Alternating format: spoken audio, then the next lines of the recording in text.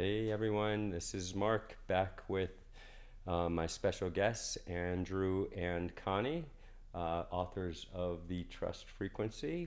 And so this is a book that we've been reading at SQC on our Meditation Mondays for the past month or so, and we've been honored with their presence over this past weekend to actually dive a little deeper. We gave a presentation at one of our events on Sunday night where we talked a little more about Dancing with Souls, part of the Trust Frequency. And I'll just give a little backdrop because I met Andrew and Connie back at Earthstock Summit a month and a half ago or so in Colorado. And looking back, that was the reason I was there. It was probably the most profound thing or people that I met and really aligned with. And I think my words were, oh, I want to become a disciple of this because I have a spiritual background that this very much aligns with, but Connie, Andrew really put into words what I feel in my heart, which is how we talk a lot about at SQC about flow states and moving into a flow state that is aligned with divinity and how life unfolds in a much cleaner, easy, more graceful way. And I've been talking about this for some time, and so reading the book and talking to you is like, whew, this is what it's about. And the fact that it comes from indigenous cultures and you've done so much research on this subject. So it's not just, oh, I wrote a book or channeled it.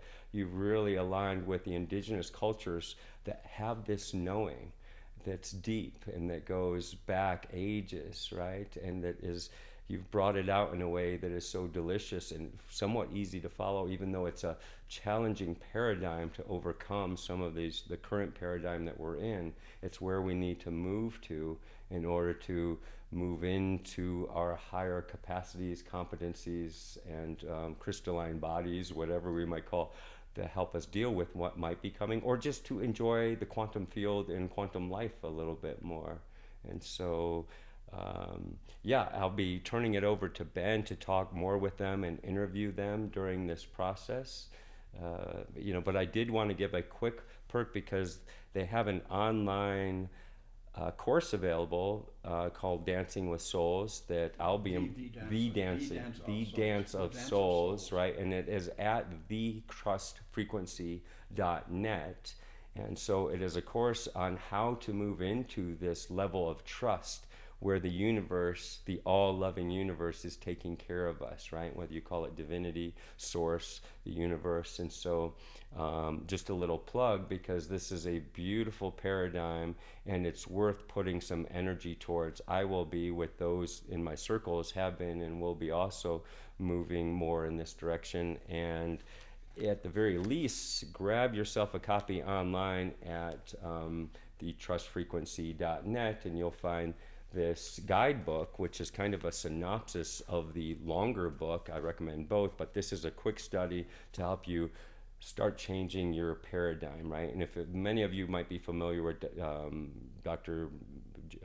Lipton, Bruce Lipton, right? And his epigenetics and biology of beliefs. And this takes that belief system and shifts it and says, oh, these might be some of the beliefs we want to build into ourselves in order to shift our frequency and move higher in our vibration. So am I doing that justice? You're doing it justice. It's good, Mark. And this is the book itself. Yeah. Kokopelli equals MC squared, which brings in the quantum science in with the indigenous cosmology. So this is really a synthesis of the two.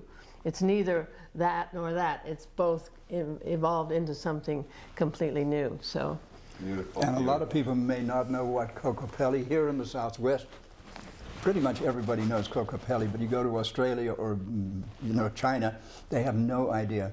It represents indigenous wisdom. And then MC squared is science, the whole world of science as we know it and as it is evolving. And indigenous wisdom in perfect harmony and balance and interwoven into this story that we tell. Beautiful. That's a beautiful symbol for what you want to unfold with the trust frequency. Yeah, how lovely. So I honor all the work you've done over so many years, right, to bring this to us, and I encourage more people to look at this a little closer and work it into your own paradigm. Okay, I'm going to turn it over to Ben here because Ben's got some incredible way of bringing out all the good stuff that you have to offer. And so take it away, Ben, and thank you for tuning in.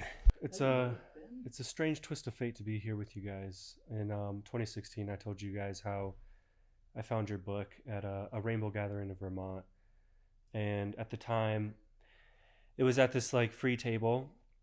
And I was like, this is a good book. If it's free, I'm going to take it. The price was right. The price is very right. And at the time, not to name drop, you know, Mark had already brought up Bruce Lipton, and then his famous colleague, Joe Dispenza, was breaching into the collective. And I had been, you know, into this topic for a little bit, but that was one of the first times I'd seen spirituality and science effectively being merged. And one of the things that I learned is that, okay, we think 70,000 thoughts a day on average. The assumptions were safe ground where I could kind of anchor my thoughts. If I started to drift, or if I started to, just think chaotic, think reactive, that I started using the assumptions as a way to, I guess, like protect myself. And thoughts are things, and there's nutrients, you could say. You know, we have science that says, you know, bad feeling creates cortisol in the blood and can create the grounds for disease to be made. And then some thoughts and feelings are doing the opposite. And so the assumptions, you know, for years and years has been in the background of my psyche. Wow, So what a blessing to us to hear this, It's, to know that we're actually affecting people in the world. That's very Such a special for us. blessing. The book was relatively new at the time. We published on December 22nd, 2012, that famous moment at the end of the Mayan calendar. The book was released then. Took about 5 years to write, just so you know there was a certain amount of work, and it got set on a back burner for a little bit and then pulled forward and completed just in time for that moment. So when you found that book, and it was only 4 years old now, then. And now it's still, it holds up really well. And the title is The Trust Frequency, and the subtitle is 10 Assumptions for a New Paradigm.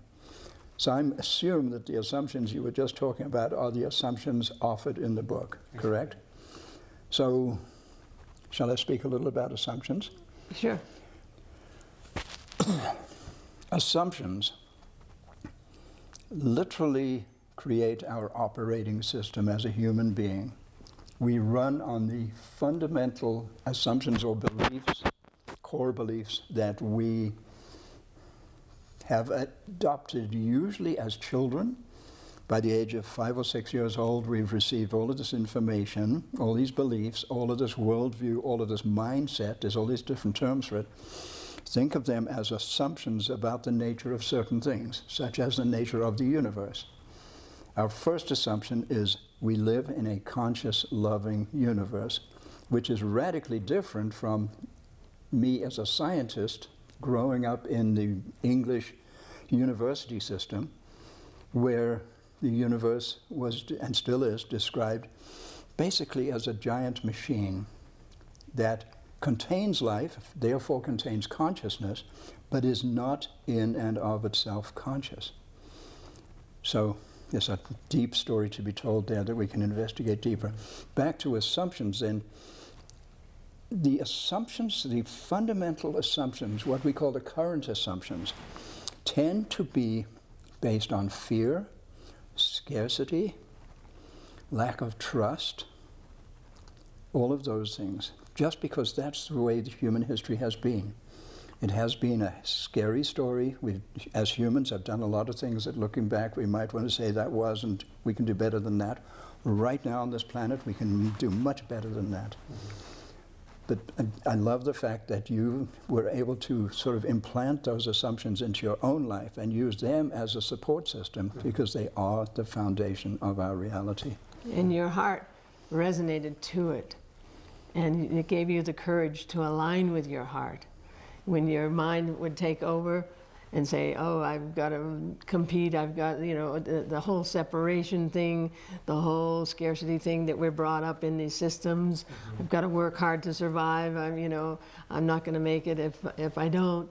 All that takes us away from our hearts and into showing up for a system that's out of balance. out of alignment with the universal laws that we know in our hearts and that we're going to now, that we're progressing towards. But it's so wonderful that this gave you that courage to align with Yeah. your heart. It was really cool to see the book and just to pick it up, because there's a thousand times I've picked up books and it might have some intellectual, context that, you find fascinating, but something about the book, it had an aura to it. It felt like this is a portal into something else. So Wow, your- Ben, that's just such give your amazing devotion. news to us. Because that is the intent, and was the intent, just to put it out there and let it do its thing when the consciousness was ready. So your consciousness was ready. Now the general consciousness is getting ready. Yeah. It's real close to going there, but it's a huge leap beyond victim, perpetrator, right, wrong, good, Yeah. evil. I mean, huge leap. But that's what this construct does. It takes us to that place, that understanding how loved we are by this conscious, loving universe, and the mechanics of it. And we can go into that Yeah. later. We can. I would like to start with saying, for whatever reason, due to life initiations and a receptivity I had, I was ready for it. Other people will find the book and they might not necessarily feel drawn to these concepts. And I think it's really beautiful that you guys are merging, sometimes we use this word, the poetic language of spirituality, where it's not clinical and such a 3D materialistic provable point of view. Spirituality is often open-ended, and when someone is academic, they can't find that worthy to put their trust and their faith in. So you guys take that type of ideal way of looking at things and also merging it with spirituality. So if you guys would want to talk about why you guys took that approach, is probably because of your background as scientists, and then Well, I'll tell you, for me, I'll Okay. just tell you, I was looking for the missing pieces of the paradigm. And that was the question I guess my soul came to ask, because our paradigm had holes in it as far as being able to explain paranormal and things like that. And I'm like, I'm not going to base my life on that. And I went looking, and I looked in Europe and only found the same way of thinking. And then these visionary elders came into my life, Native American elders, and I saw through them this amazing connectivity to the star people, the tall, the standing ones, the winged ones, all the four-legged ones, they were all people. They all had energy, and they were all alive in spirit. And these folks had two-way conversations with rocks, so it's a whole different reality. And after a year or so, somebody asked me, have you read The Holographic Universe by Michael Talbot? 3 people asked me, the third person put it in my hands, and I actually read it. And then I saw that what they were talking about was quantum physics. It was quantum physics was proving what these people are talking about. And now leading edge science is going even further into the holographic fractal nature of the universe, and the frequencies have more information in them.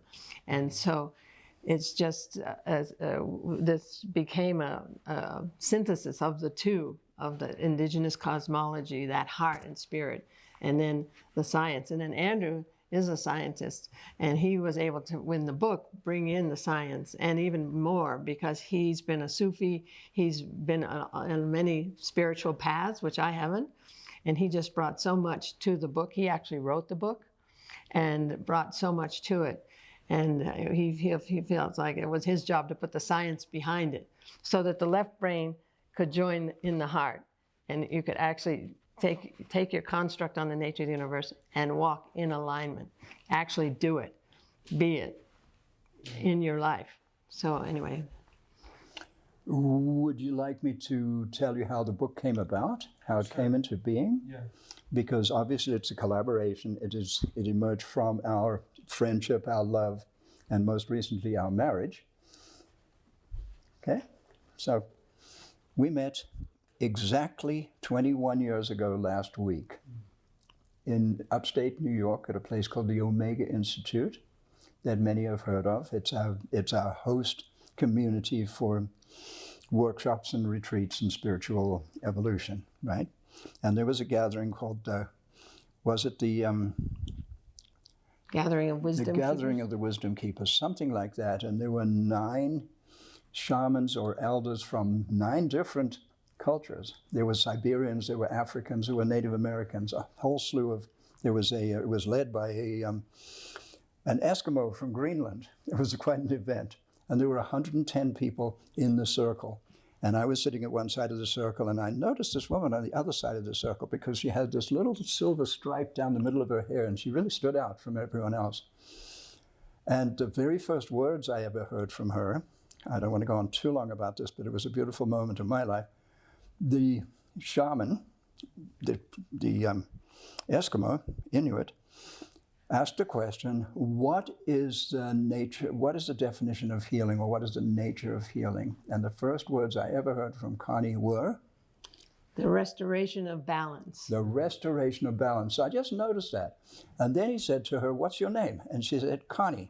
And so now I knew her name, and I'd heard that first little statement. I was impressed. And then we encountered later, and that's a whole story we don't need to go into, but as our relationship unfolded, and we were on the road a lot, driving, and Connie would be saying these things. Now, I had been with every guru who came to town. I would go there and check this guru out, and also check his or her disciples out, because often the disciples will give you an indication about the guru more than the person himself sometimes. All these different paths, all these different possibilities. I did Native American sweats. I had a whole science background. And in the middle of all of that, I had a Zen Buddhist background, because one of my best buddies at high school started bringing these Zen Buddhist books to school. So I had that planted early while I was getting my science training. Science, I was mostly chemistry and mathematics with physics as a second. In the British system, you often do a dual major. So it was physics, that step back, and then math and chemistry. So I had all of that with the Buddhism. And then I experimented with Christianity. I tried that. Then I met a Jewish girl whose family rejected me because I wasn't Jewish. And I started going like, well, wait a minute. There's something going on here that just doesn't ring a bell in the world of mainstream religion. I had completed my science training, started teaching, started lecturing at the college in Durban, South Africa, and decided I was really interested in humanity. So I took another degree in what became, it was social anthropology with a concentration on comparative religion. But it wasn't mainstream religion. It was mostly, in fact, it was exclusively indigenous spirituality. What do the native peoples believe? How do they believe the world was, what's their concept of God, or all of that, right? So I learned a lot about the Native Americans, about the African different cultures, all of the indigenous cultures of the world, and in particular, the Australian Aborigines. Now, we've just returned from 3 months in Australia, spending a lot of time with Australian Aboriginal native elders there. Quite an extraordinary story that we won't have much time to, but it's good just to mention it. And a big moment for me was, having done my university physics, I was supposed to know something about quantum science, quantum physics. And I didn't get it. And I'm convinced that my lecturer, my teacher, didn't get it. I just think it was never communicated to me in a way that I grokked, that I got in a deep, deep way. So I'm in the midst of, there's a big fat book, it's called A Reader in Comparative Religion, and one of the chapters, and it's all anthropologists reporting back on what native and indigenous people around the world, what their beliefs are, right? What their fundamental assumptions are about the nature of the universe. And I came to the Australians, and I started reading about the dream time. And it's really hard for a left-brain, Western, scientifically trained person to understand what on earth they're talking about, unless you're trying to understand quantum physics, because that is what they're talking about. And so I suddenly, and I never forgot that moment, I'm reading this and I go, wait a minute, these guys are talking pure, poetic quantum physics. And they're describing the creation of the universe and this giant iguana that settles down and becomes this range of mountains and all of this reality shifting going Yeah, on. it's amazing. Yeah. So that's a little bit of my background. Back to me and Connie on the road. I keep saying to her, she's saying stuff.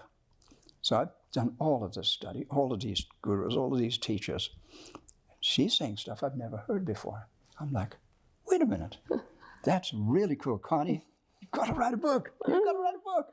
Well, there's the book. And I got to do the writing, and I was proud and pleased to do that. That's the origin. book. That's the origin of this book and this teaching, and this that came through us, this workshop series, and the Dance of Souls, which is an applied. That's when the trust frequency principles are applied to our relationships. We're all in relationship with the universe, with ourselves, with our boss, with our wives, with our father, our mother, and so on. So relationships are here to teach us. They're very, very challenging. And the trust frequency mindset is exceedingly helpful. And I'd like to return to the important place of assumptions in our being, because we create reality with the power of our consciousness. That's the third assumption in the book. We create reality with the power of our assumptions. With the power of our consciousness, but that is filtered through our belief system, through our worldview, and as I mentioned earlier, we get that as a child from our culture, and we question that. Is that what we would have chosen had we had the mental ability to really be analytical about it? So. Yeah, so it's just so cool that your heart took you to this book and brought us here today with Mark, and that whole evolution of consciousness that's happening here with Sedona Quantum Consciousness. It's just beyond the beyond. It's the divine orchestration of relationship. Yeah, exactly. But the heart of it, because that's where we're headed as humanity. And this is just an example of it, of us coming together right here, right now, in Sedona, Arizona, at this very moment, and meeting heart to heart, and doing this podcast, bringing it out to the world, because media is key for people to just be able to listen to it on their driving down the road or whatever, and changing their lives, because it's time. Their soul wants it. And the energy on the planet is such now that they're accessing it. You know, that it's not such a deep veil, thick wall anymore between our hearts and this consciousness that the indigenous peoples have been carrying for us, that quantum science and the leading edge science, the unified physics and the leading edge science right now is taking us even way further into what these indigenous peoples have been carrying for humanity. Okay, that's what I saw in 1990 when these elders came into my life. I got it. And I see the coming of peace on earth and heaven on earth and how it's going to get here. And I've been watching it happen. And it's just so cool because I just look for clues. Okay, oh yeah, what the bleep do we know? You know, you were talking about, what's his name? Yeah, Joe Dispenza, you know, because shortly after that book came to me, The Holographic Universe, which is actually downstairs in the light room. It's such a riot. It's the only book, the only book in there. It's the only book in there. What? I mean, this is a choice. sign of the universe. I mean, and it's a frequency thing, okay? You folks are guided to that frequency. That person 30 years ago said, have you read that Holographic Universe? Okay? It's just magic. It's pure magic. And so that's what's up now. The veil is thinning, so that distance between our hearts and all of creation is just imminent. You know, we just have to choose it. That's the kicker. We individually have to choose to elevate our frequency and our vibration to that level where we can connect and hear the rocks talk and hear the trees talk and the animals and all that. And we connect with the star people. You know, the native people say, hey, we're star people. You know, what's up with that? You know, we're going to find out pretty soon because contact is coming because of our frequency. We're going up. It's so exciting. So you're talking about the veils thinning, and there's a phrase that apocalypse means the revealing of truth, or the revealing of all information. And so It's to my assumption, to use that word, is there's floodgates that are being opened, whether they're cosmically ordained, and there's a calendar that we're working on, and all of a sudden, humanity is much more curious and stimulated. Ancient science is getting revealed, and because of that, my assumption is we're not let off the hook. That, and I do believe that there's controlling groups that would prefer not to let humanity wake up, and so while information is spreading and spreading and spreading, we also are dealing with misinformation in unprecedented ways. And in our lovely New Age circles, we deal with it as well. So I just want to ask, what was it like compiling the data to put in the book? Because, again, when you're talking with elders and we're not peer reviewing what they say, that can be brought in as context. But also you guys had to bring in specific data. So what was it like sifting through and just making sure that the data of the book had integrity? Okay, well, I'll tell you my part, and he can tell you his part, because I'm sure it's different. For me, Spirit shows me stuff, and I get it. So I didn't have to sift through anything. If it resonates, for me, if I get shown something, a native elder says, everything has a purpose, and they say, listen. So I listened. Everything has a purpose. Okay, everything has a purpose. Absolutely everything has a purpose. What does that mean? It means it's all love. And that's what we bring forth in the book. So it didn't take any sifting, or it wasn't research. It was Spirit bringing me information. So, and it came through my intellect. I'm not a feeling person. I'm from Maine. I'm from the great state of Maine. We don't have feelings in Maine. In New England. Anyway, it came in through my intellect. A plus B equals C. Deductive reasoning from what Spirit showed me and putting things together. So that whole concept of sifting through information and research, those aren't even words in my vocabulary for this, or anything for that matter. But Andrew, let's hear your perspective on that. That's a really cool question. So we're driving along, and I keep saying, Connie, you've got to write a book. Now, why would I say that? Firstly, because I'm hearing an articulation of the nature of reality that is unique. It resonates. I get it. It's like, yes, I've done my homework, and I hear this, and it's like, this is important. This needs to get out to the world. This could be transformative. This will be transformative. And what I was able to bring to it was structure. To take these ideas and revelations and inspirations that had come to Connie and put them into a structure. The first draft of it was actually called the 10 Assumptions, like the 10 Commandments. We went to Costa Rica for 2 weeks, and during that 2 weeks I drafted 25 chapters of what became this book. And it was simply titled The 10 Assumptions, like the 10 Commandments, right? And 10 is a random number. It's just 10 sort of enough. And it's kind of a magic number in its own way. It could have been the 11 or the 7. All these things was, the 4 agreements and those kinds of things. That kind of fits into a pattern. And so I too did not have to sit down and say, well, I'm going to write this book now. I'm going to start doing the research. I had read a stack of books this high. He remembers everything he ever learned in school, every book he ever read. This man is a genius. And so... Well, she reads our deal with regard to books. She reads the spine. Right? There it is. She reads it. I'm inspired by the spine. Spirit tells me to buy a book, and I buy the book, and I'm inspired by the spine. My job is to assimilate the content. That's a balance, don't you think? That's fair enough. But seriously, we already had... we met, I was 59. You were 55, I think. So we had quite a life already, a conscious, intentional life where we'd done a lot of whatever it was, that practice that put us where we were at the moment we met. When we found the sheer profundity of alignment, of interconnectedness between the way I saw things and the way Connie saw things, it was actually really easy to write the book in the sense of, I write chapter headings, make sure that I've got each of my topics defined. I'm going to do something on this subject, this subject, this subject. There'll be an introduction, there'll be a conclusion. There's a book, right? There's the basics for a book.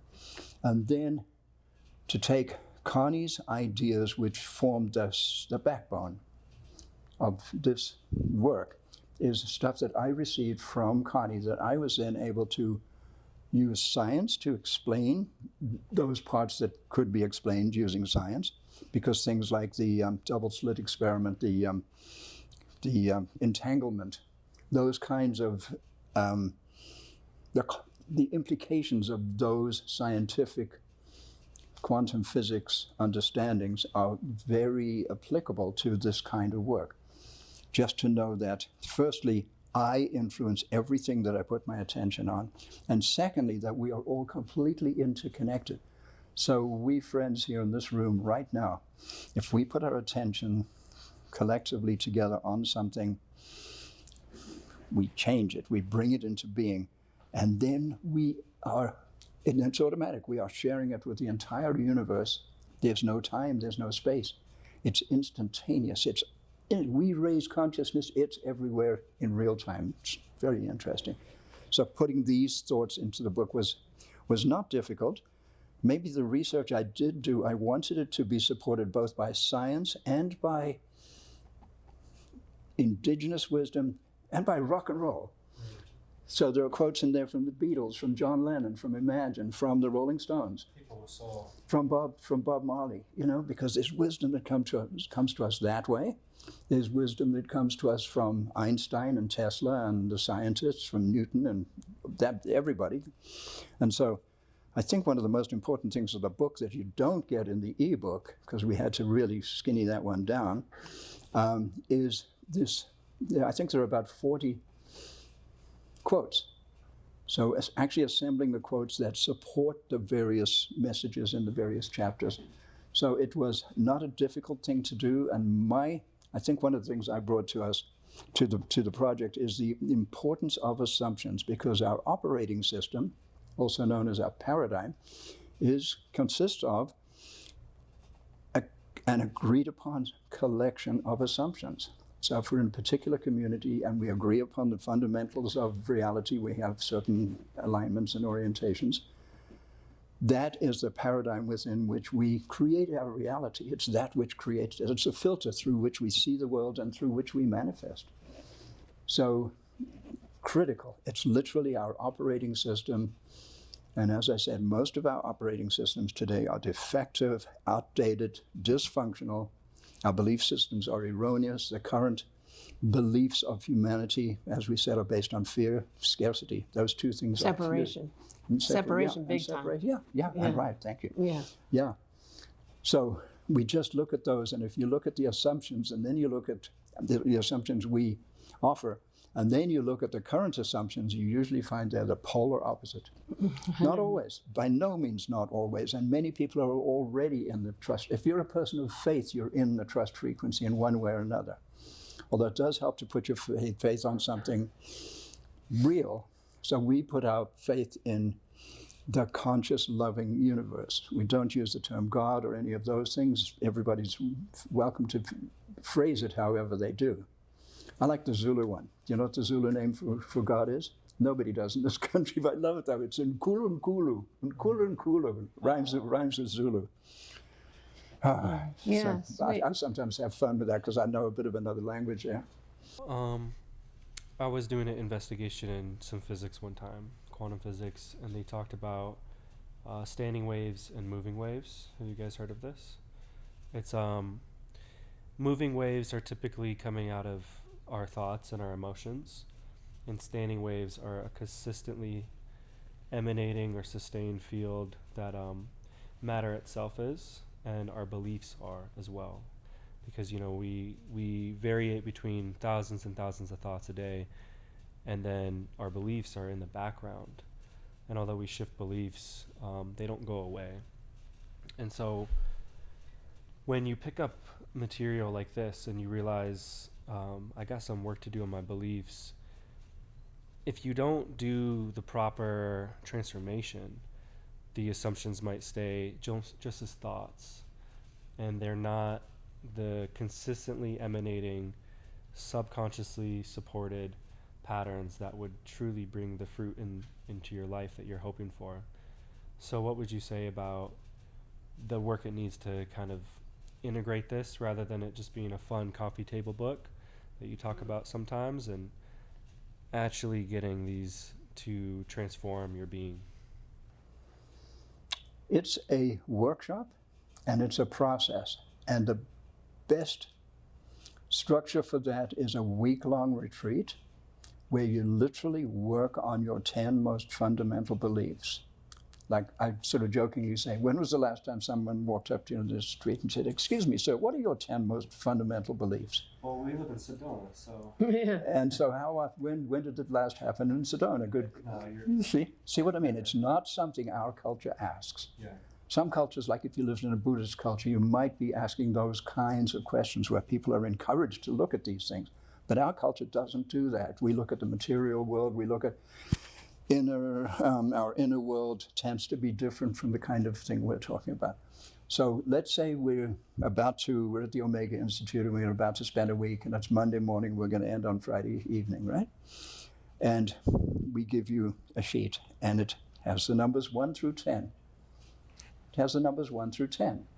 And please write down your most important foundational beliefs, 1 through 10, in whatever order, and try to, we can change, we can work it over the week. Right now, what are your beliefs? Look into yourself, just meditate on it, and see what you come up with. May not be easy. And then, okay, you've got to start. Put that aside. Now, the first assumption. And on Monday morning, we can do first assumption, second on Monday, third and fourth, and so on. So a structure like that is very helpful to go deeply into each of them, because there's a lot there. It's not easy work. We're asking ourselves to shine a light on our unconscious, our subconscious, that which is deep within, and we don't even just not aware it's there. And yet it's because it's subliminal, it's really powerful. It controls our, those fight or flight beliefs, those reactions we have when we're triggered, all of those things. So if my dad had told me that black people are dangerous when I was 3, don't go near them, they're dangerous. And you go like, well, okay, Dad. And you forget about that, because then you met a black kid in school and you became best buddies, and what the hell, you fell in love with a black girl in high school, and come on. But there's something in there. So racism's a really good example of this. A belief that you have that's unconscious. You didn't choose that, but it's there. So now we're going to look at all of these things and just sort of look at our current belief, what we think the current belief of society is, which might be different from my belief, and the possibility of choosing something new from a legitimate, not some woo-woo, airy-fairy story, but from something that's backed up by science, that's backed up by the wisdom of our species throughout time, right? So that's what this book aims to do, and that's what an in-depth workshop would do. And I swear, after a week of that, you emerge like changed. There's enough time there. We tend to do lots of these little presentations like we've done here in Sedona that are sweet and they give a hint, but you cannot do the deep work in that short a time. Honey? And there's also quantum healing. We're working with someone now named Maureen Edwardson. She has something called Inner Resonance Technologies, because we're accessing our abilities, our self-healing abilities now. And she takes you to a process where she calls it clearing the track for the trust train. We did a whole presentation where she takes you and you just clear it out. You go into your quantum self, because it's in your heart, this knowing. And so it's there, it's in the quantum field, it's what is. The love of the universe is. We just don't understand its nature, which is unconditional, and our free will that brings about our realities and our vibratory. We don't have the construct in the current paradigm to get it. So her work takes you to that place where you just erase that stuff. And then you're really ready for this week-long thing You've Andrew's been- talking about. But actually, I think that's a relatively new addition. Maureen's been in our life for about 2 years now, maybe. Right. So this is actually a way maybe of accelerating what I was just talking about. Yeah, absolutely. Because the best way of learning or teaching has to do with a three-step process. One is to receive the information. So the first thing we would do at a workshop like I just described would be information, then contemplation, where you receive some information and then go sit with it, find a tree, sit under the tree, take half an hour, take 45 minutes, and just sit with that and see how it feels. See if it's legitimate to you, see if it's what you've always known, see if it's completely ridiculous and I'm never going to, and then come back into the circle and dialogue, communicate in circle, because you on the other side of the circle are going to have a different experience from me, and your experience is going to help me. It's going to enhance and uplift me and vice versa, and that works in circle.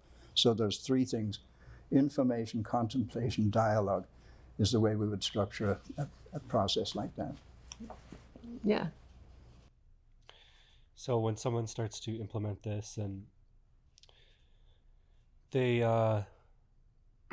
it's a lifestyle, and we're living in a world with so many forces and so many things that trigger, we want the trust frequency. We want this frequency that brings health to us. It brings, peace to the outer environment.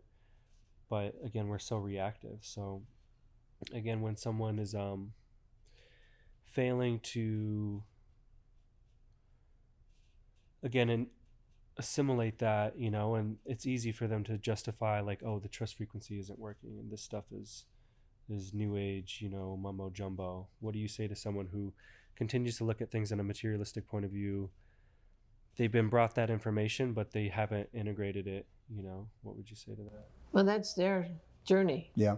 That's up to them. It's not up to us. It's not our job. If somebody's ready, they're ready, and they'll know that. And if they're not, they're not, and that's it. And maybe something will get to them at some point.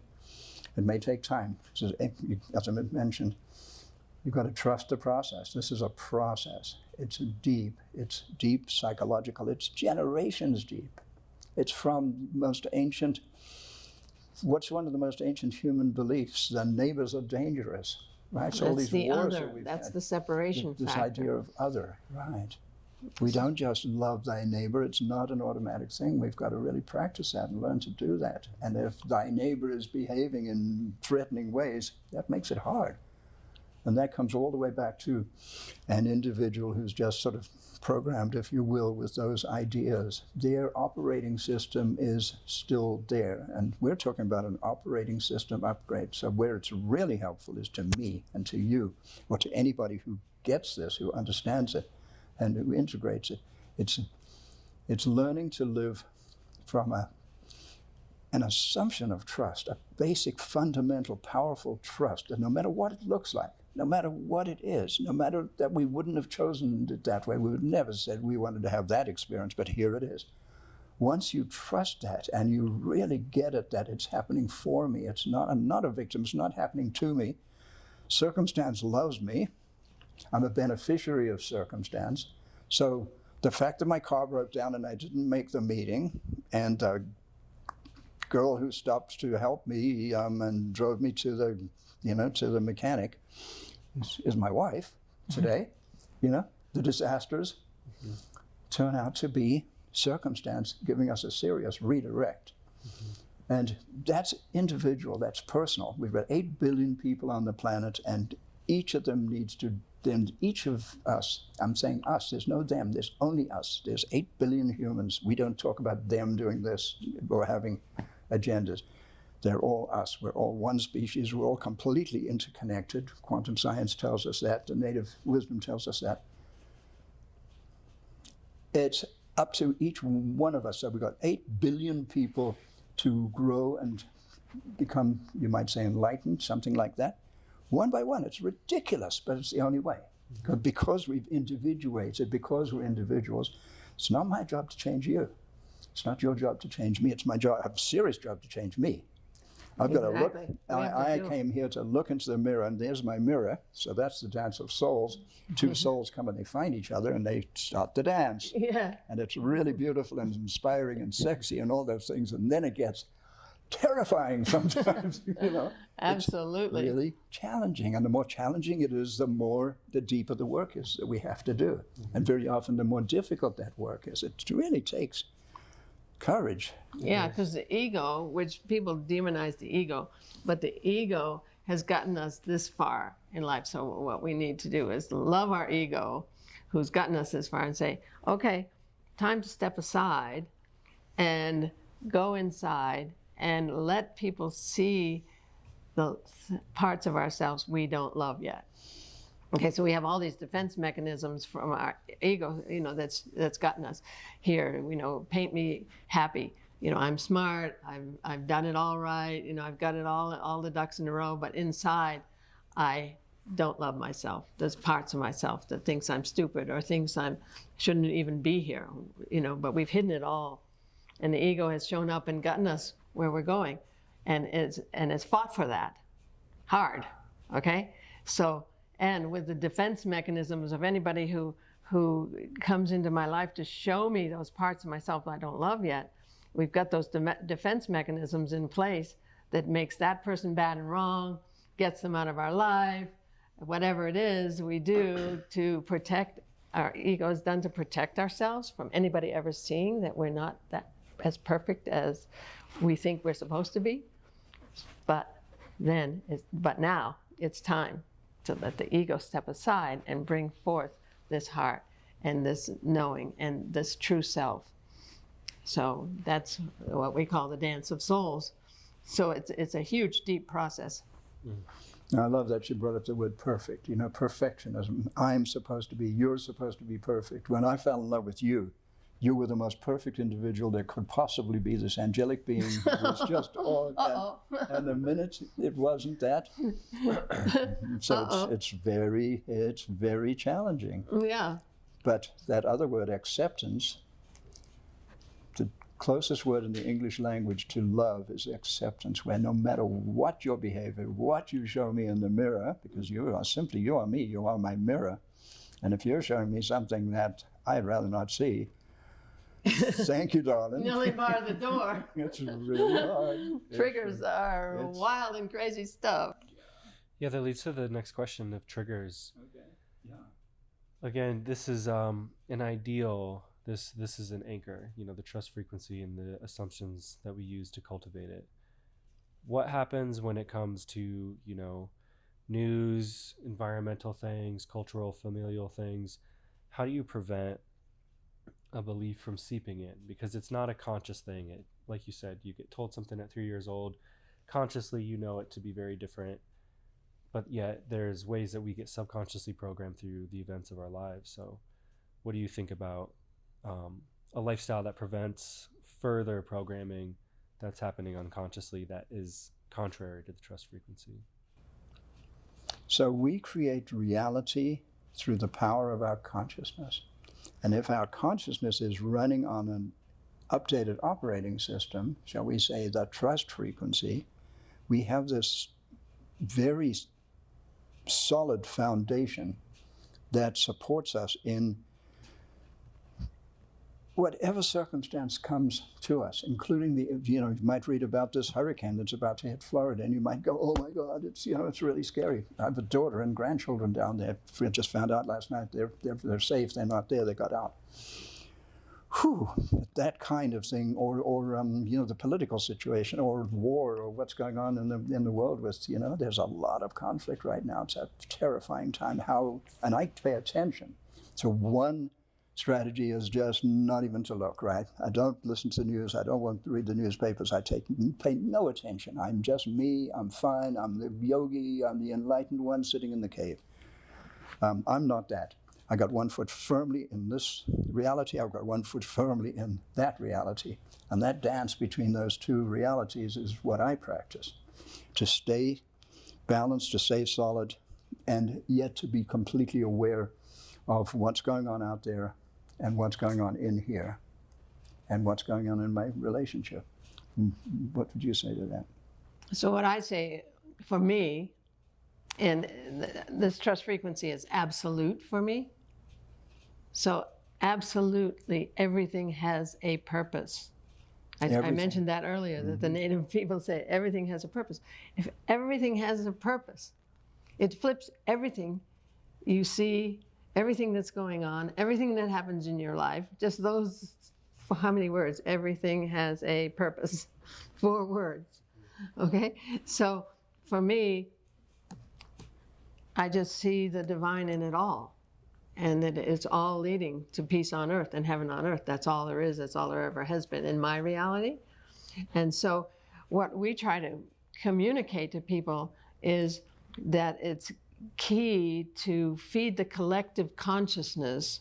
You know, with this leading edge science, quantum science, we are one. There is a collective consciousness. It is our responsibility to feed the collective consciousness with as high a vibration as possible. You know, we go up, people go up and down in their vibratory, where they put their attention, what gets their attention, what gets their heart, you know, the suffering, the horrific stuff, you know, and all this misinformation that's out there, all this, who knows what's what, you know, but just to know that it's all serving. It has to be. That's all there is. So that's my perspective. And just to know that it's our job to feed what we, you know, they say there's 2 wolves, the wolf of what you don't want and the wolf of what you do want, or what you think is possible and desire. Which one are you going to feed? Well, it's the same thing as the energetics of it all, the physics of it all. Where you put your attention is your reality and your vibration.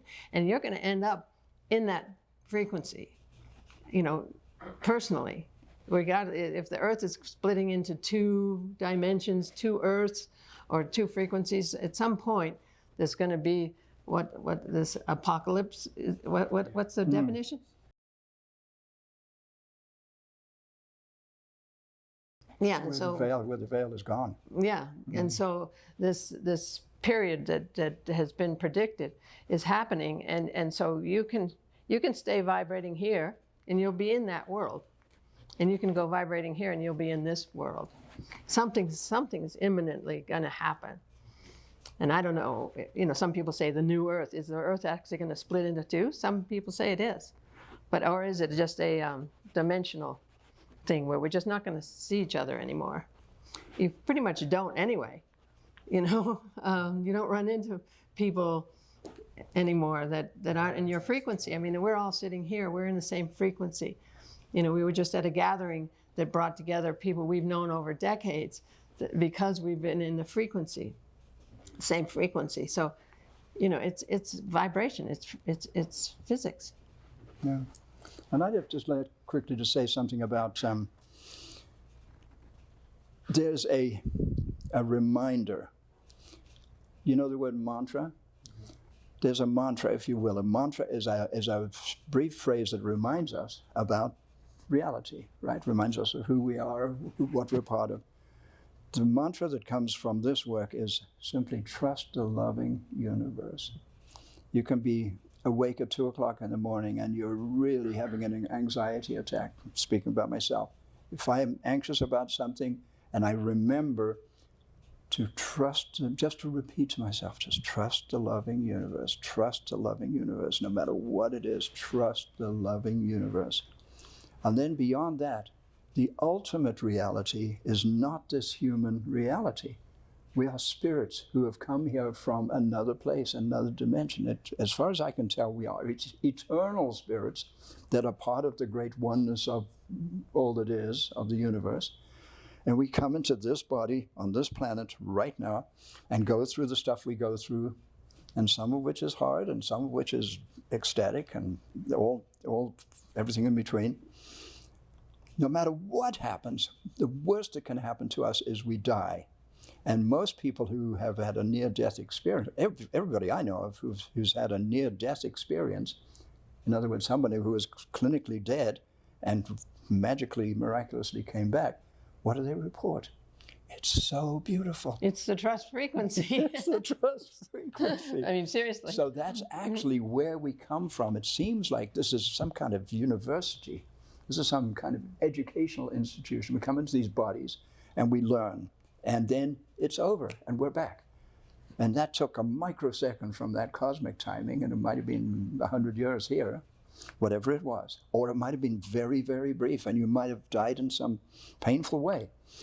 All of that is over, and you're back, and you're just going like, whoa, that was wild. Why did I learn?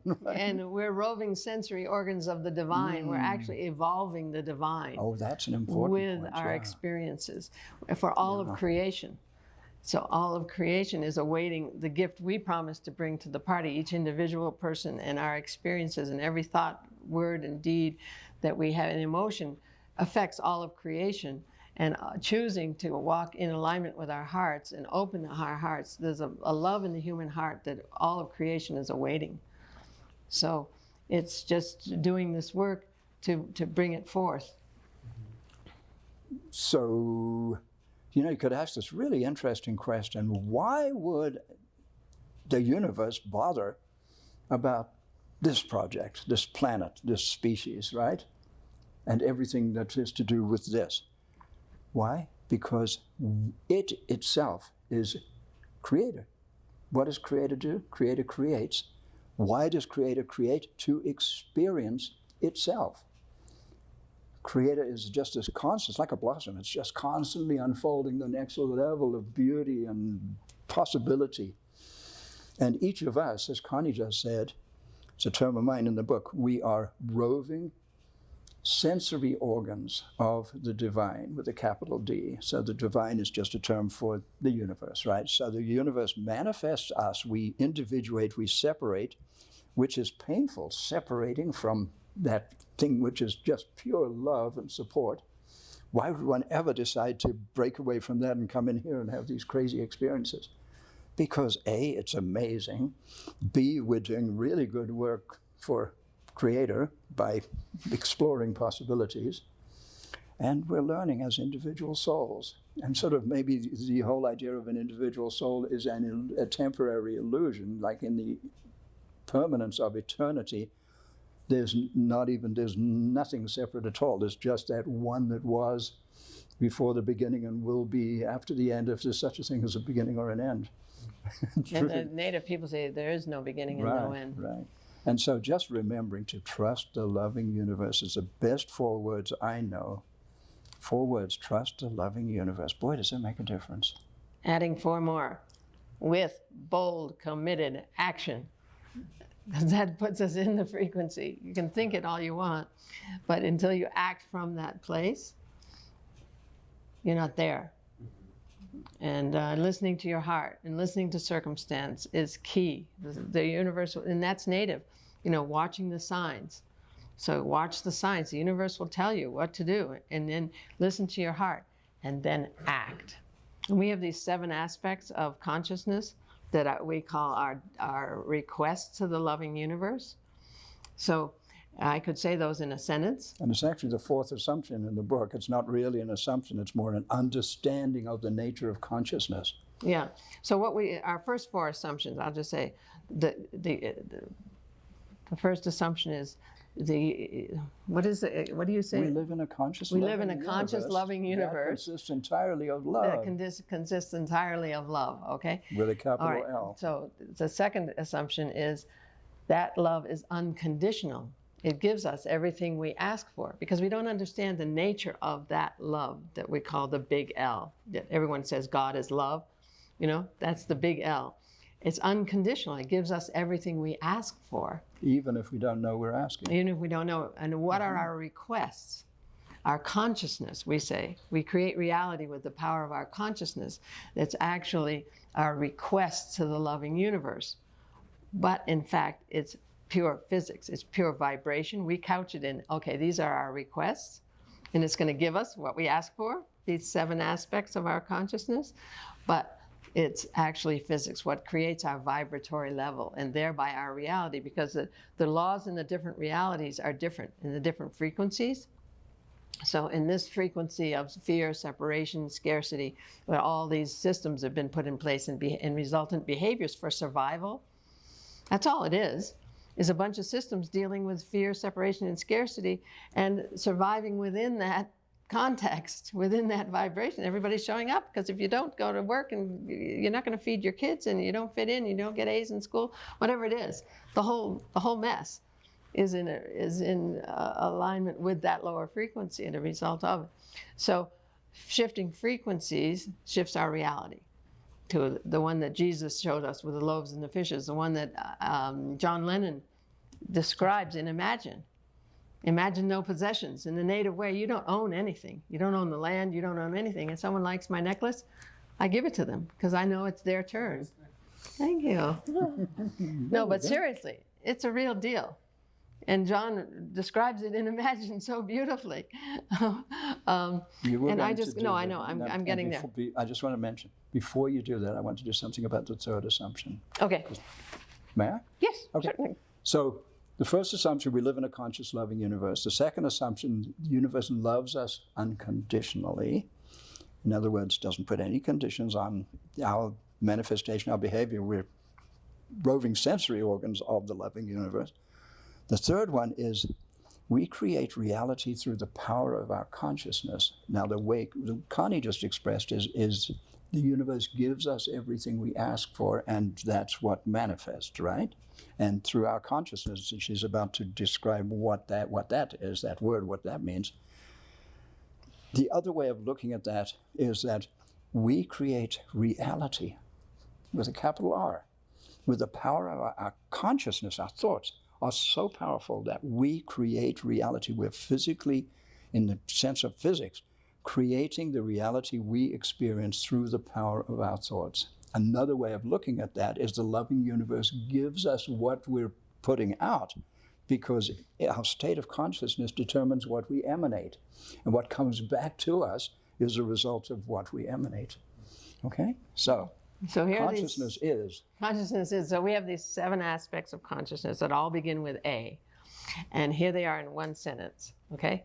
And so listen to the modifiers of these A's, okay? So with expanded awareness, we choose our attitude, consciously direct our attention, align with our highest inner promptings, take committed action, and allow the loving universe to manifest beyond our wildest dreams. Because we can't fathom what's in that frequency. We're starting to now with the quantum field, with quantum consciousness that you're embodying here with this, with all this work that Mark's bringing to the table. And so we're starting to experience things that are beyond the possible in the lower vibration. So it's coming, and we're starting to be able to dream something that's out of that box that we've been in for so long, for millennia. So, but we still aren't there. It's still the great mystery. It's still something beyond anything we can fathom. It's emergent. It's coming from each of us coming together and bringing our pieces of the puzzle together so we can see this puzzle. We can't see the puzzle until all the pieces are in place, and they're coming forth. Yeah. Connie just expressed what we call the 7 A's, those 7 words in the English language that are the attributes or aspects of consciousness. And what that is, it's a toolbox. It's an operating manual for the human biocomputer. Once we upgrade our operating system and we run it on the 7 A's, now we know, now we've got a system that's functional, that's new, that's refreshed, and we know how to use it. And I think that's the answer to your question. How do we avoid getting sucked back down into the realities of the apparent realities? They're not actually realities. Mm-hmm.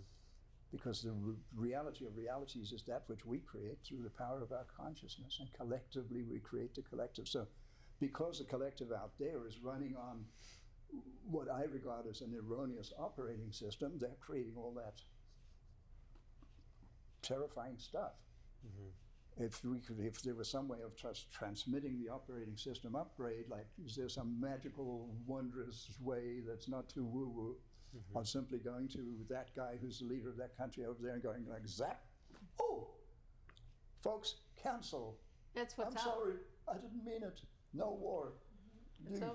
We're redirecting the military budget to saving the planet. That's what's up. As far as I'm concerned, the veil is thinning. The veil is thinning. What was so powerfully, I can't see you, right? You're not there. Guess what? Oh, you're right there. There he is. Okay? That's what's up. It's for me, I have a wild reality, right? So for me, we're going to get it. All of a sudden, we're going to get it. We are one. It's going to be absurd to have war. Just a plain absurdity. And in this frequency, there's more abundance than we can fathom. The loaves and the fishes, Jesus showed us that loaves and there were 40 bushel baskets left over of the stuff that they fed the multitudes with. That's because there's a lot of dark matter in the universe. Okay? This is an example. This guy did that.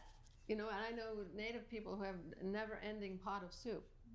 Okay, it just doesn't stop. The abundance, the scarcity is a man-made illusion. I have a bumper sticker that I made in 1995. Scarcity is a man-made illusion. Anyway, so there's going to be more abundance than we can fathom. So there's nothing to fight over. There's no one to fight with. There's nothing to fight over. So peace on earth is a given, and it's like magic. Because we don't understand the frequency of it all, that the Earth is rising in frequency, so people are being pulled towards this. So that's my reality.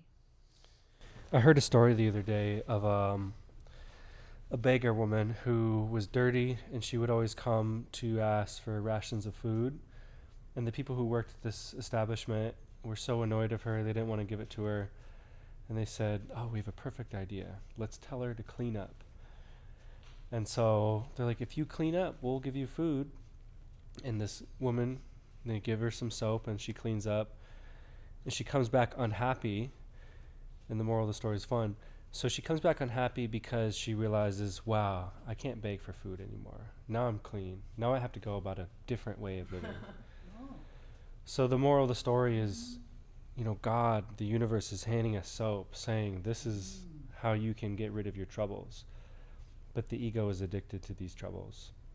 And I wanted to say, it's an illusion that our leaders have as much power. It's a consensual power grab, but we're tricked into doing it. And it's the true power always will lie in the people and the masses of the people. So our job again is to continue to try to create these waves in the collective, but it does come down to that personal of, here's the soap, do you want to use it?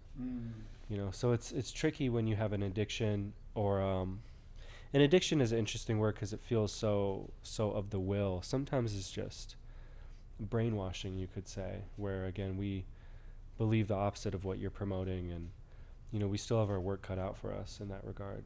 But Well, people think we work really hard, Connie and I. And I would say it's true to say that we play really hard, because our work is not different from our play, and it's never work. It's something completely different. The fact that we're active 7 days a week, sometimes 12 hours a day, we just do what we're here to do, and we absolutely love it. So that whole idea of work, Yogananda, I believe it was, said, work is love made visible. So work is a very good thing. And I wanted to say something about, I love your story about the beggar lady with the soap. The Sufis have a practice, and it's called polishing the mirror of the heart. Polishing the mirror of the heart. So your heart, the whole purpose of the Sufi practice, we have a rusty heart. Our heart is this potentially or once beautiful reflector that's now just corroded. And you sit there and you do your inner practice, and gradually you dissolve that. And just like the soap with the beggar lady, right? And she comes back and says, oh, I can't beg anymore. So many Sufis in the Middle East through history have looked like beggars. They've been wearing tattered robes and they've got a little bowl in front of them and they trust that the food they need for that day is going to arrive in that little bowl, and it does. And they've really practiced their trust frequency. I love the whole Sufi way. I did that a lot myself, and I continue to do that every day. The ego in the Sufi, the negative ego, Connie, you were talking about the ego. I thought I'd mention something about that because I think the ego has gotten a bad rap.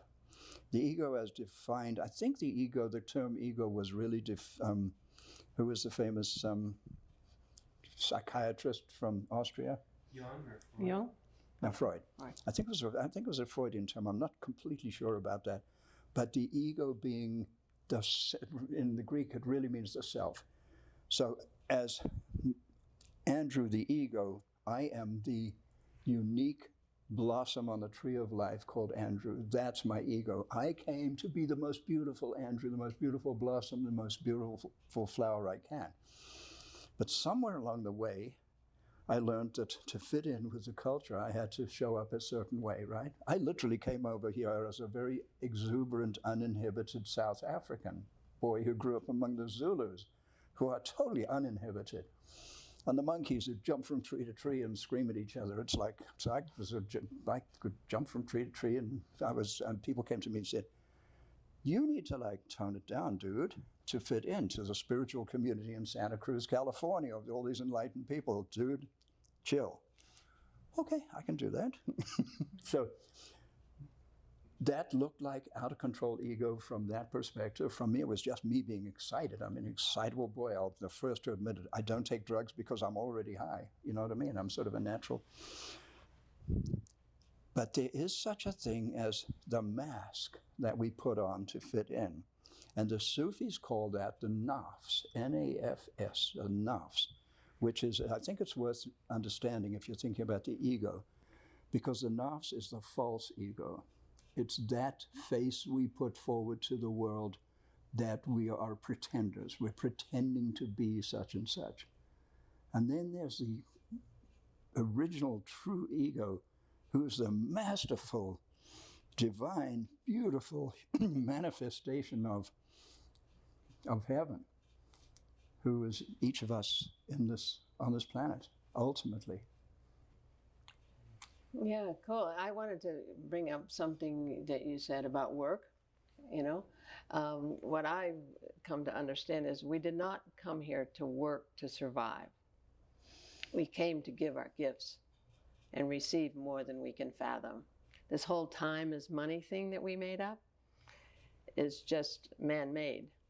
And charging for your time and you came to have abundant life. We came to have abundant life. I was driving down the road one time and somehow my car radio was on a Christian station. I don't know how, but here I'm driving down the road and here, John such and such, such and such. Jesus said, "I came so that you will have abundant life." And that's how I get my information. Okay, we're intended to have abundant life. And we narrowed it down to this time is money thing. And it's about giving what you have. And that's what we do. We don't work for money. We live in the trust frequency. We have no savings. We have no income beyond our Social Security. We depend on the abundant, loving universe to take care of us. And it does. Because we're giving our gifts. We're not just sitting around saying, "Hey, abundant universe." We're giving our gifts. And as a result, we're in that frequency. Our whole situation, our whole living situation, we're so cared for abundantly without counting. Nobody's counting our hours. We're on the media team in a intentional community. Nobody counts our hours. We're fed, beyond and beyond, organic or gourmet food, and we're housed and loved and everything, and no counting. Spirit said to me, "Stop counting. You're strangling the abundant universe." Okay? I love that one. So this is all way out of this current paradigm, but you got to walk it. But our lifestyle, we're cared for abundantly in ways that suit us. Okay? my daughter's like, Mom, I don't ever want to live like you guys. You know, you're crazy, you're stark raving mad, you don't have any savings, you don't have, how are you going to take care of yourselves in your old age, et cetera, that whole construct. I mean, she actually said that, Mom, you're crazy. And she actually sees through the veil. She's actually someone who sees stuff that she has put in a little box and isn't using at this point, as she's in big business and everything. But meanwhile, you know, you got to walk it. You got to know you're going to be cared for, and we are phenomenally. I mean, money showed up to take us to Australia for 3 months. It was a big call for us to go to Australia, and off we went, and money showed up for that. So it's the way the universe is and can be. But the point is that everyone has their unique way. So living our lifestyle, it suits us. I'm nomadic. I don't want to have a house. I don't want to live in a house. Okay, I'm happy to stop by and be in a house for a period of time, but it suits me. I've driven a van for 54 years. I'm free. I'm nomadic. You know, it's just my temperament. Fortunately, I have a man who showed up who likes to live in a van and likes his lifestyle. And I like to and live he in can a drive house. 12 hours a day. I mean, he's a little more of a homebody than I. I like to be in a house because sometimes if I've got a film to edit, for example, that's really hard to do on the road. Well, you as can't can believe imagine. what he's done on the road. He's written 2 books. I'm sure you've edited the films on the road. I mean, we've got a lifestyle that you can get this stuff done. We can be of I get it service. done at Starbucks and the library and And Panera. Panera. We use Panera as our office on the road very often, yeah. Oh, yeah, big time. But anyway, you'll get the lifestyle that suits you, the job that suits you. It's not like, oh, don't go work for money, you know, but just trust it, watch the signs, and then quit that job you don't like and trust it that then the one you like is going to show up. So I was going to say this a second ago, before you said trust the signs once again. I was going to try to go back to that topic, how, you know, the Native Americans shared that. And in Sedona, you know, a lot of people think, you know, and beyond Sedona, in the spiritual New Age communities, they're so disembodied and they think, oh, I can think it. I can think the money, I can think the stuff into my life. And they tend to not do that. But, you know, so this is, again, using frequency, but also engaging the will and reading the signs to be discerning. So if you want to share a little bit more about that. Discernment. Discernment. Really important word. Not judgment, discernment. Discernment, not for me, not now. An old elder said to me, which is really great. Not for me, not now. You know, listening to your heart and without judgment, without judging others, without, you know, just listening and acting accordingly to circumstance and our hearts. Beautiful. If I had to ask, what do you think is one of the single most effective things the collective could be doing right now to get us in a new earth? Did you say the collective can be done? Yeah. Well, waking up one by one. Mm-hmm. I think our job here is to wake up. As Ken Wilber put it, you know, you gotta, what was it? Wake up, show up, grow up, wake up, grow up, show up, suit up, and rise up. That's our version of that. Right? I mean, step one, and people wake up and grow up in different, you know, there's people who have awakened but they haven't grown up yet. There's people who have grown up but they haven't awakened yet. He really did a massive analysis on that. I don't know if you're aware of that. And there's a really powerful lesson in that our job is to wake up, grow up, show up, suit up, and rise up. Is mine. Yeah, that's not quite No, it. that's not it, but it's mine. I like it. But as far as I'm concerned, everybody's showing up right now for the circumstances that need to happen on the planet. We need this divisiveness. We need this polarization. We need all this crap that's going on. Obviously, I mean, from my point of view, everything serves. So and so has to show up in this lower vibration to manifest that vibration. We're cleansing. There's a process of cleansing. We have to get it out. We can't legislate it out. So it's got to come out into the light on the table, so we can choose something else, something other. You know, because this frequency hasn't been on the planet yet. So we're choosing something else. So we're divisive over who's doing what to whom and how and what and who's saying what and whatever. You know, it's playing out all those aspects. That's from my point of view. So it's all perfect. And so everyone's playing their role, even if it's a low vibration role. They need to be there. They need to believe it. They put their life on it, the line, for that, so that it can really get. I mean, look at this mess we're in. I think Without sometimes, all the sides, it wouldn't be happening. sometimes it's here to show us what we don't want. You know, humans have difficulty make up their minds. Well, you've got this very powerful reality, and you've got this other very powerful reality, and it's your choice, and that's where discernment comes in. And as far as the collective, what's the most important thing they can do, as I said, is to wake up. And I don't know who did this study, but there's been a study that somehow determined that we don't have to wake up all 8 billion humans on the planet. 6% is sufficient. 100th monkey. It's a tipping point. There's in other words, there's a critical mass at 6% that then it just shifts. We're already So that seeing thing some of called that. the shift has something to do with hitting a critical mass, which might be 6% of humanity waking up to a certain moment, where all of a sudden we're like, whoa. I mean, if we came from lower species back in the day, then all of a sudden we're Homo erectus, and we can stand up and we can walk. Now we're Homo sapiens, and now we're Homo sapiens sapiens. Whoa, are we yet? Do you really think that? What? We're getting We there. came from lower species? We came from the stars. I honestly. He's from South Africa, From so South Africa. he thinks I- the I'm Anunnaki. You don't think we came from monkeys? I'm from and the- apes, do you? I'm from the cradle of humankind. I didn't say that, but I know that my body is a primate body. The Anunnaki met his ancestors in South Africa. So. Yeah, I get it. That's the most. So our first film really does that study. It We really do does that. the We have a question, film. where did we come Beautiful. from? And out of that was a real investigation on the subject of human origins.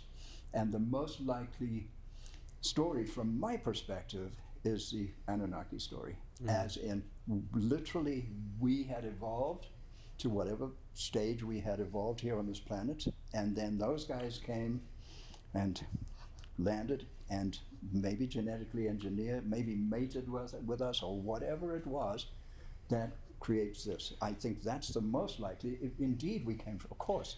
Yeah, the Bible That's how says they we made came it. from the stars. That was the mechanism to get here.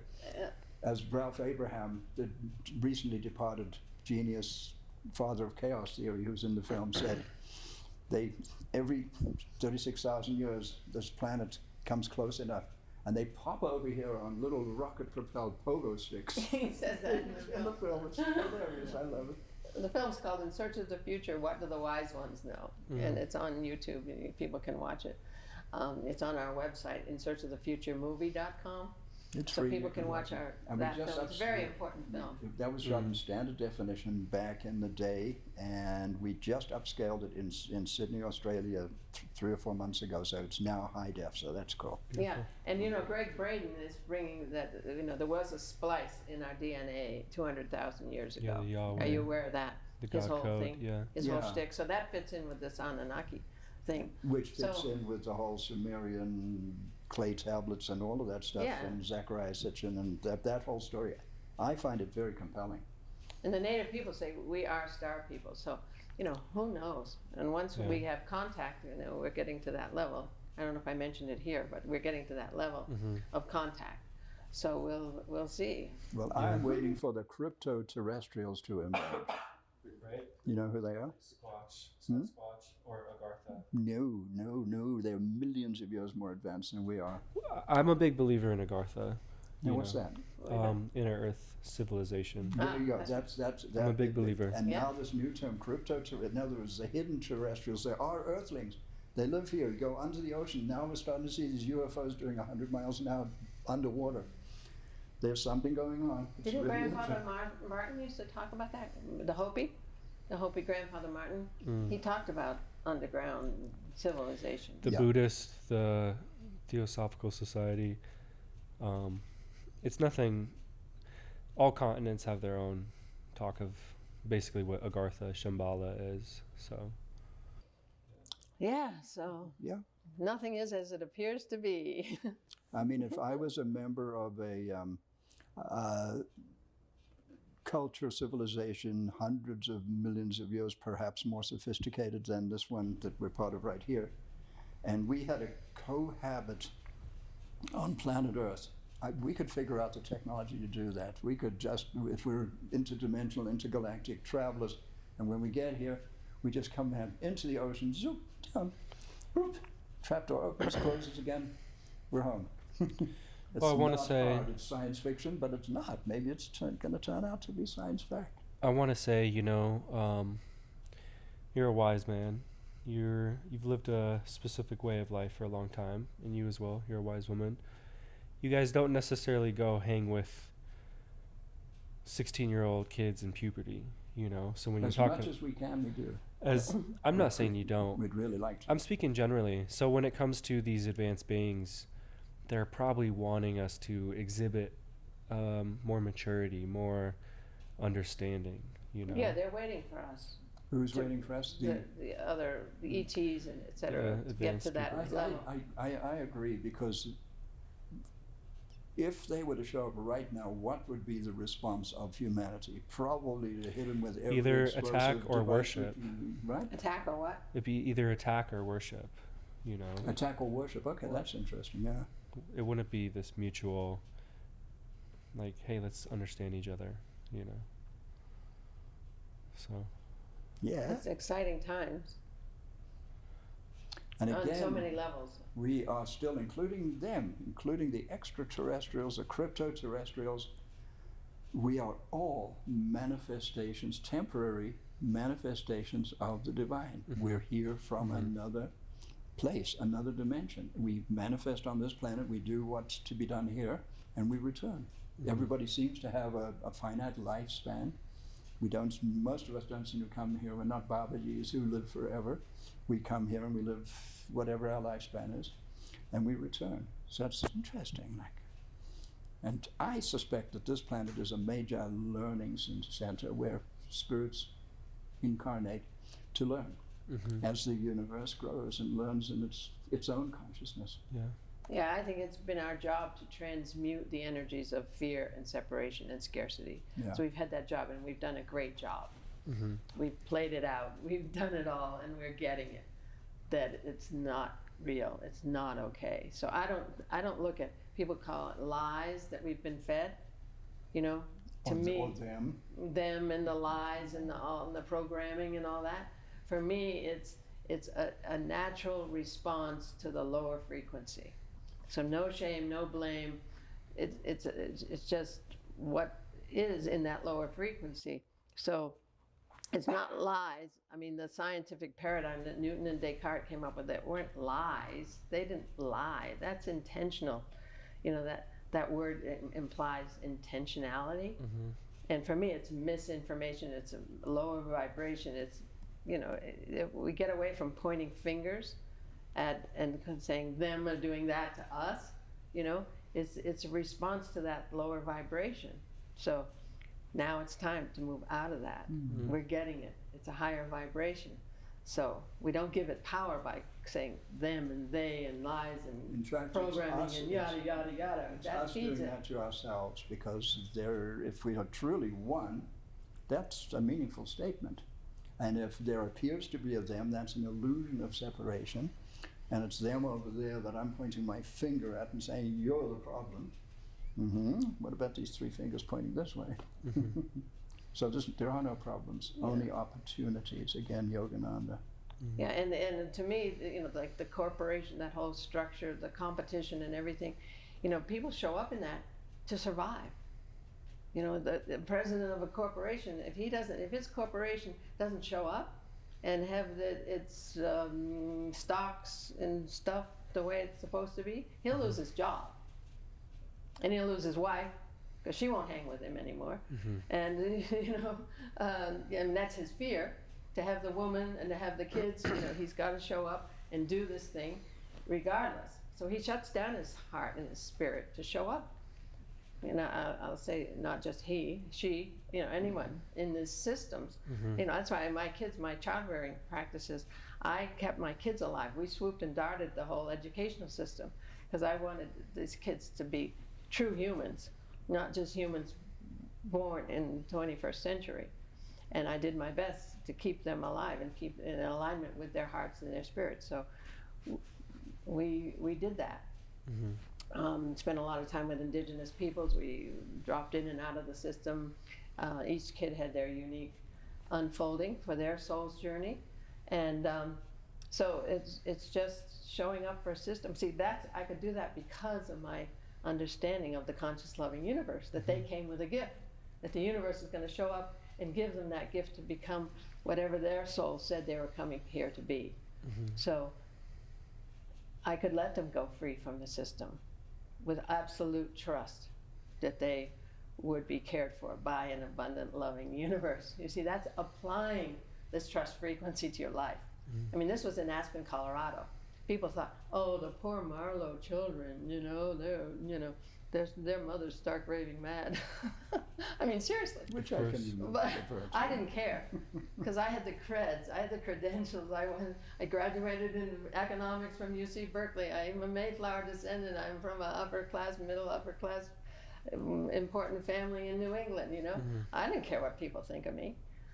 See, I could do that, because in Maslow's hierarchy of needs, there's this survival level, and I say I'm sitting here on top of this pyramid, and it's my job. And actually, I went to Wheaton College with privilege, responsibility. Responsibility, So, yeah. sitting here on top of this Maslow hierarchy of needs, I've got a job to do, and that is to walk in alignment with my heart, come hell or high water. And I did, and I raised my kids, and it really came forth because of my children, to give them a world and an experience where they could become true human beings. So information came to me to guide me and all that, and I could walk it. I didn't pull them. I didn't say, oh, you've got to do this because I'm your mother and I believe this. I just looked at their lives like a native. See, I got it from the native people. You look at that child. That child goes and hangs around and starts picking up a cottonwood root and starts carving. Oh, he's going to be a Kachina carver. So all of a sudden he finds himself with the Kachina carving grandfather, who doesn't say, okay, son, this is how you do it. He just finds himself with the Kachina carving grandfather, and he starts carving the Kachina his way. Because in the native way, it's all evolution. You don't tell anybody what to do. You bring it forth. So I could do that because I got it. I got that what they know and their way of life is the true nature of the universe. I could put my life on it. You have to put your life on it to get into this frequency. So I'd like anyway. to say something. Yeah. I'd like to say something about corporations. Because we live on a planet right now where the corporate system has become regarded as part of the problem, right? We're beholden to our stockholders and all of that. And so we've adopted these very sort of not really very human-friendly ways. Nothing Right. humanly Now, friendly about it. Firstly, a corporation is a human creation. Therefore, the possibility exists of recreating the corporate systems in what we might call a conscious corporation. Like, what's it called? Patagonia, for example, would be an example of a conscious corporation if you know the way they operate. And then a different Or economic... try to. I'm coming around to you, darling. Yeah, I know. Then it comes around to the whole vision of economics. Why are corporations as voracious? That's we're not going there. That's potentially a one world. That's a Bob Marley term. Nothing wrong with that. And That's not. order, nothing wrong with that, unless it's from a certain mindset. I get it. Yeah. From the trust frequency, Yeah, we don't need to. who knows what our destiny is as a species. So as far as getting in touch with us or learning more about the trust frequency, thetrustfrequency.net is our website. It's pretty primitive. It's really due for a makeover, but it's okay. It works. And in there you can both purchase the Trust Frequency book. Is the Mayflower Revelations book in there? Yeah. So there's another book we've written that's a real education. It's a novel called The Mayflower Revelations, about the coming of the Mayflower and meeting with the Native Americans and the different attitudes about that 400 years down the road. And the 54 years of peace and friendship that are at the foundation of this nation. So we do a lot of work around bringing in the spiritual beginnings of this nation and the peace and friendship, this first great synthesis that we say between the Native Americans and the Europeans that gave birth to the American mind, spirit, and democracy. So that period of time has been trashed by revisionist history, and we're ashamed of those beginnings. And the origin story of a nation is key to its psyche, and so, yeah. Pardon? The fractal that it was created from. Yeah, and that's all shrouded in misconception and misunderstanding, and so we bring that to the table. So it has to do with freedom of conscience, freedom of acting according to our conscience. That's Native, and that was what the Mayflower Pilgrims, the separatists that was separated from the Church of England and committed treason to do that because they knew that we have that God intends for us to do that. So nobody has a clue as to the actual origin vision of this, what became the United States, what is the American mind and spirit and democracy. So that's shifting that vibration. That too is on the website. That too is discoverable there, as is the ebook. Yeah. The Conscious Loving Universe, a guidebook that Mark mentioned earlier in the introduction. What else is on the website, or what? Well, the Dance of Souls. Oh, the Dance of Souls course. It's an online course. It's an evergreen course. You can take it and take whatever time you like. You can do it in a few days or a week, or you can stretch it out. It's yours to play with, and it really helps us to apply the trust frequency to our relationships. Couples are doing it together, but it works for individuals. We're all in relationships of various kinds. Yeah, and to know that everything happens for us, not to us, to move from victim to beloved. It's a huge leap. It's the big leap that humanity is having to take to get to this higher frequency, beyond good and evil, right and wrong, victim and perpetrator. It's huge. And Rumi talks about it in the field, out beyond right doing and wrong doing. There's a field. There is a field. I'll meet you there. So I will meet you there. And we also have these films that we do. And our film website is insearchofthefuturemovie.com. All right, separate website, insearchofthefuturemovie.com. We couldn't get insearchofthefuture.com, so it's insearchofthefuturemovie.com. And there are two films. One is currently emerging, and the other was premiered in 2007.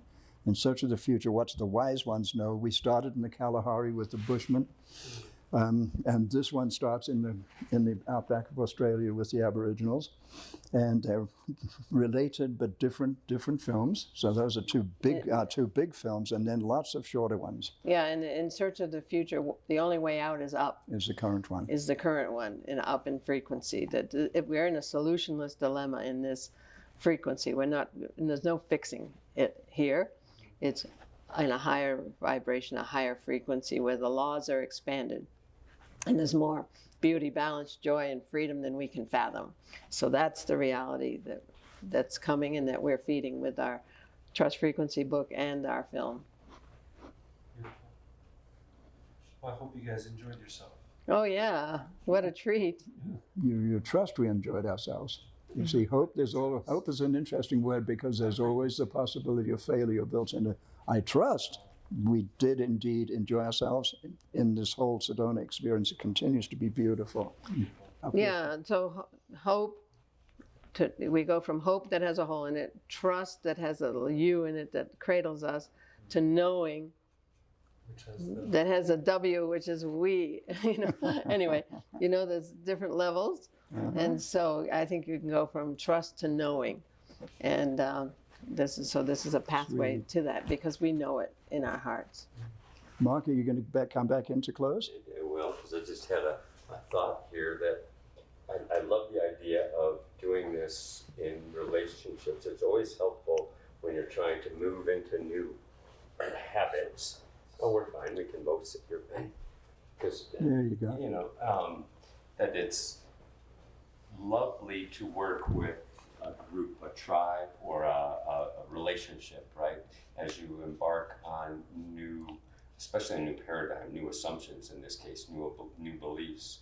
The idea of doing it, okay, because if we're on our own, it's a little less accountable. But but maybe I would say to the audience or to those that listen, find someone that might be aligned with you to embark on this, to take the course, The Dance of Souls, right? And so if you really want to move into this and think this is something that you could use in doing this, will, I think, allow for reduction of a lot of anxiety too. A lot of this, we talk online a lot about stress and autonomic nervous systems being elevated, right? And that there's a lot of people in this space because they're not in their higher purpose, they're in the corporate space and they know something is not quite right. And that this is a way to start moving one's beliefs to allow this nervous system to relax a little bit. And so I would encourage people to just, at least take, consider the course, or at least the ebook, and then move to the book or the course to start test driving this and see how it goes, and then start looking for the signs, right? Looking for the universe to give them feedback that they're on the right path.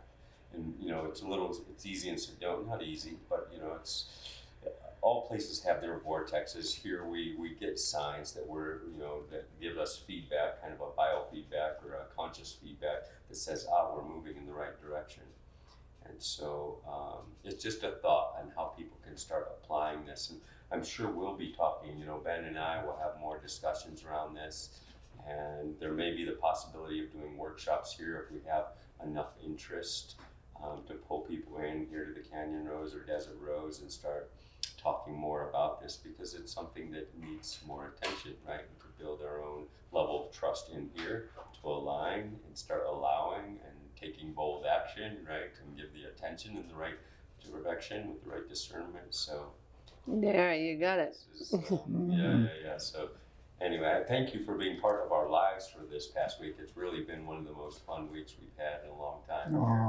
It's a great beginning. I trust that this will become an ongoing something. We'll see. I suspect so. We have quite a network, and I love the idea of doing retreats here back, to come back. We lived in Sedona for years, and it was beautiful. And to be back here is so precious for us, because we're actually known and loved here. Yeah. And we walk along and somebody says, "Connie, Andrew," it's like, it's so sweet. Right. Love it. Yeah. Bounce around Sedona and meet all sorts of people, kind of like Ben does every day. But it's just been such an honor and so exciting for us that you've resonated to this level, to this frequency, who you are and what you know and what you've experienced, what you're bringing to the world, that you're bringing us into your world in this highly respected manner. I was going to say devotional, you're really taking it to that level. I want it for more people.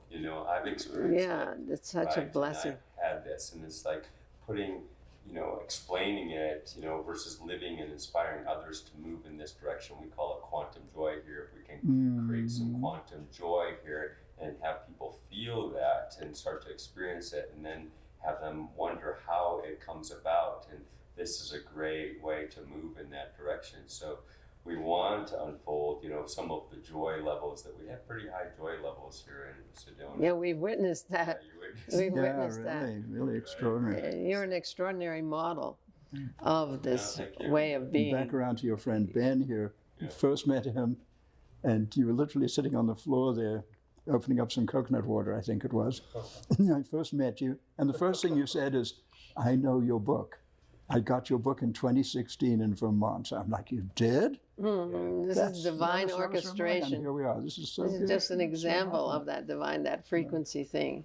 So to expect magic, just expect it. Put your life on it, because that's what lives in this higher frequency. You can trust it. I promise, everyone. But I'll tell you, 3 words that came from Nike: just do it. Straight from Madison Avenue. If you go into judgment and say, "Oh, that's from Madison Avenue," it's God speaking straight through Madison Avenue. And who's going to get it out to the world any better than Madison Avenue, right? Okay. Just do it. Bold, committed action. First is living through trust. Yeah. BCA. Bold, committed action. Yeah. Well, thank you for being part of our life. I have a feeling, as you say, that our entanglement will be more than just at 9 o'clock prayer. It will be regular physical meaningful interactions. And I love the 9 o'clock prayer, by the way. It was beautiful to come home last night as you were just going into the silence and just sit. That was such a beautiful way to re-enter this group here. And I'm going to do my best to remember at 9 o'clock wherever I am. There's another thing. What happens at noon every day? There's a global silent minute. The global silent minute is no matter where you are at noon every day. So it goes around the world like this. There's silence. People just drop into silence just for 60 seconds. That's beautiful. Yeah. And then you're 10 minutes at 9 prayer. o'clock. I'll give a quick plug. Those that are unfamiliar, universal prayer at 9 p.m., whatever time zone you're in. 15 minutes of lifting humanity's consciousness will unfold beautiful things for yourself and the rest of humanity. So join us. There's thousands, if not hundreds of thousands around the world doing this, and it's just 15 minutes of your time, a way to serve yourself and others in the quantum field. Yeah. Beautiful. Yeah. Beautiful. Thanks, Ben, for doing this. Yeah. Thank you, Ben. Thank you, Mark. Well, I might just have one closing thing on the bold committed action. Henry David Thoreau, who wrote Walden, in his conclusion to Walden, he said, I learned this at least by my experiment. Do you know Walden? He lived in a cottage on the pond for 2 years, built 2 this months, little and 2 cabin. days, and wrote this book called Walden. And he also wrote Civil Disobedience. He's a major player in the evolution of the American mind and sovereignty and everything. Anyway, he said, I learned this at least by my experiment. When one walks confidently in the direction of his dreams, he will pass a certain boundary. Certain things will be left behind, and new laws will be made in his favor, and he will live with the license of a higher order of beings. Okay? So that's bold, committed action.